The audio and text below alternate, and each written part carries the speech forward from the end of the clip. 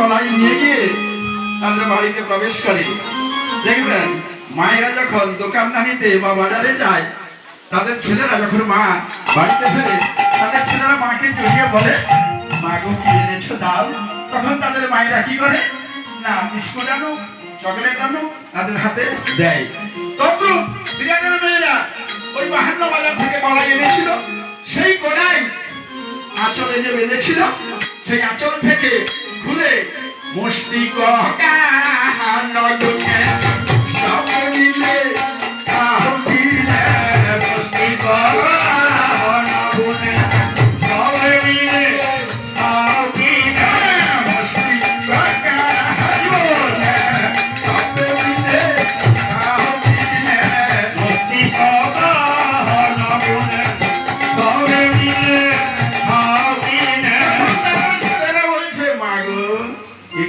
কোথায় ছিল, সে কলাই যে অমৃতের মতো লেগেছে।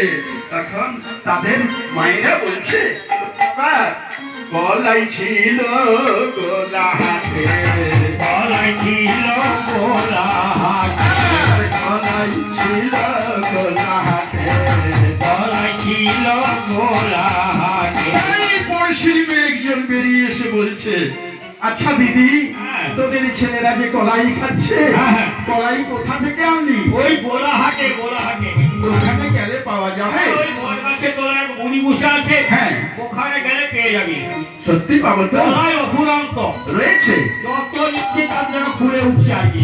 এই বলে পরিশির মেয়ে সোজা চলছে। কান্না গেল করিতে, কান্না গেল করিতে, কান্না গেল করিতে, কান্না গেল করিতে। যত শিশু আর ছোট হয়ে কান্না গেল করিতে, যত শিশু জড় হয়ে কান্না গেল করিতে। আমায় আমায় আবার হবে, আমায় আমায় আবার হবে। বলে হরি দিয়ে বলে হরি দিয়ে যা, আহনবা তার মা।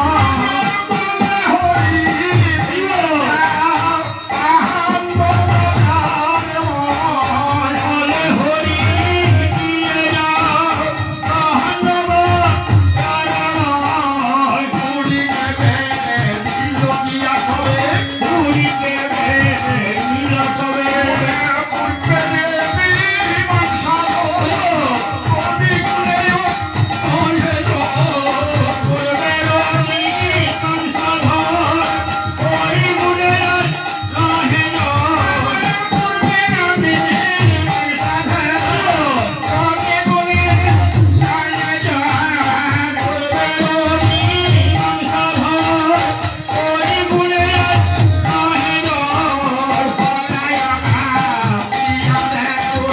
বলায় আমি কেমনি, বলায় আমি কেমনি। ব্রহ্মময়ী মা যে আমার দোকান সাজিয়েছিলেন এখন কোন জায়গায় না, সেই মেদিনীপুর শহর। সেখানে দেখবেন 52টা বাজার, 53টা গলি, আর মায়ের দোকানে কোনো আচ্ছাদন ছিল না, একমাত্র বট গাছ। সেই বট গাছের তলায় মা বসেছিলেন দোকান নিয়ে। গ্রামের ছেলে থেকে শহরের ছেলেরা বড় চতুর। মায়ের দোকানে কোনো আচ্ছাদন নেই, শহরের ছেলেরা আসছে, মুষ্টি মুষ্টি নিচ্ছে, চলে যাচ্ছে। তাই শহরের হাতে তুই মোটা, শহরের ছেলে ব্যথা, ওই হাতে ওরে মোটা। দেখিয়া নরে মারে দেখিয়া নয় মারে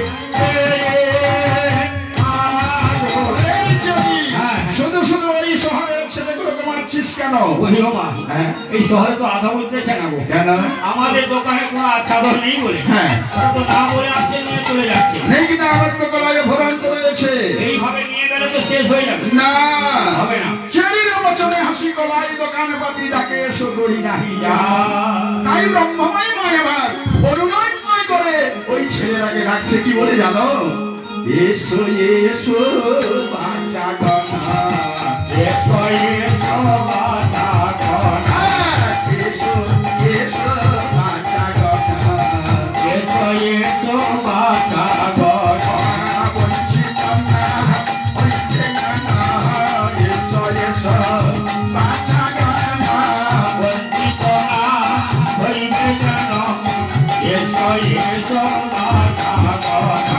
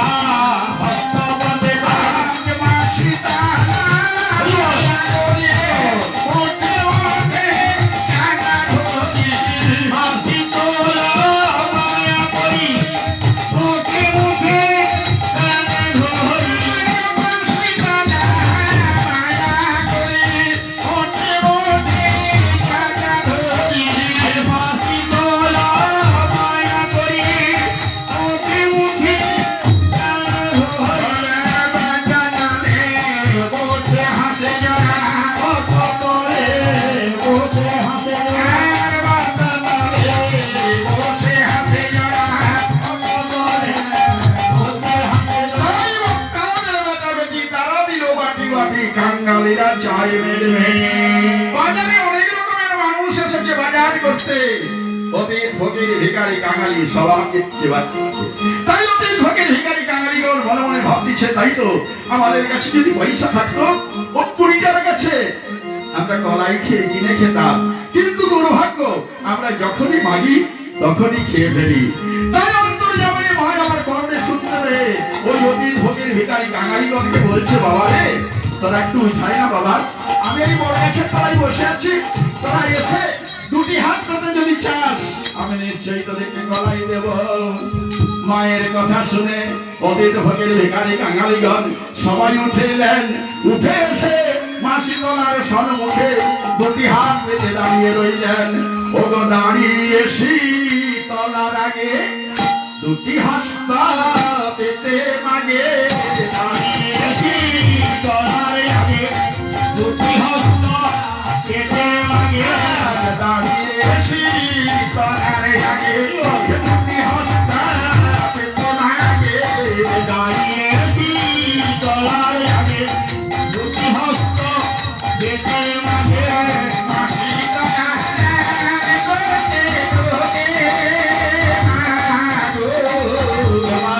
তলার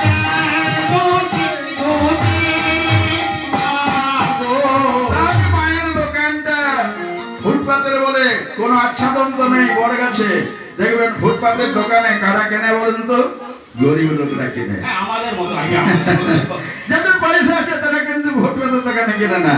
কারা গো? হ্যাঁ কারা কিনবে? হ্যাঁ ও গো ক্ষত্রিয় বৈশ্য শূদ্র আদি যত সত সাতা তবে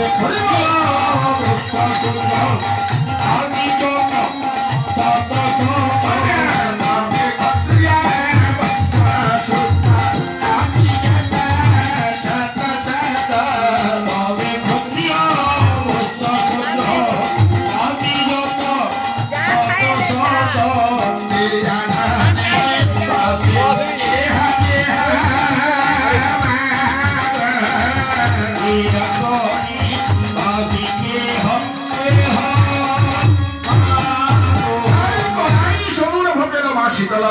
বঞ্চিত না হলো আর কি হয়? পরশুরামে হত্যাচার দায়েতে পদ্মহাতে লক্ষ্মী নারায়ণ ছিল।